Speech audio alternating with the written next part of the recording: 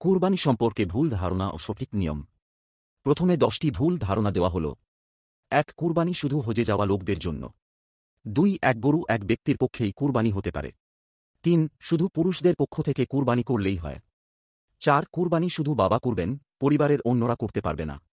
5. কুরবানি ঈদের নামাজের আগে করলেও চলে। 6. কুরবানি না করলে সওয়াব কম হবে, কিন্তু কোনো গুনাহ হবে না। 7. পশুর দামে যত কৃপণতা করা যায় তত ভালো। 8. মাংস সব নিজেরা রেখে দেওয়া যায়। 9. শুধু কুরবানি দিলেই হবে, নিয়তের দরকার নেই। 10. যারা কুরবানি দেয় তারা জিলহজের প্রথম 10 দিনে কিছু মানতে হয় না।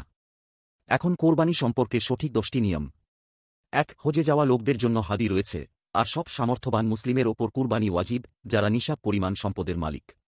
2. একটি গরু বা উট 7 জন পর্যন্ত ভাগে কুরবানি করা যায়, শর্ত হল সবার নিয়ত কুরবানির।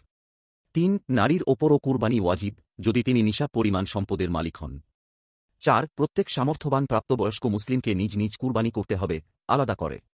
5. ঈদের নামাজের পর কুরবানি করা ফরজ, নামাজের আগে করলে কুরবানি শুদ্ধ হবে না। 6. সামর্থ্য থাকা সত্ত্বেও কুরবানি না করা গুনাহের কাজ। 7. কুরবানি আল্লাহর জন্য, উত্তম ও সুন্দর পশু কুরবানি করা উত্তম ও অধিক সোয়াবের কাজ। 8. কুরবানির মাংস 3 ভাগ করা সুন্নত, আত্মীয় স্বজন, গরিব মিসকিন, নিজেরা।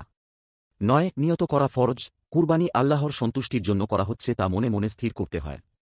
10. যারা কুরবানি করবেন তাদের জন্য সুন্নত হল চুলঙ্ক না কাটা 1 অক্টোবর জিলহজ পর্যন্ত, আরাফা দিবস পর্যন্ত।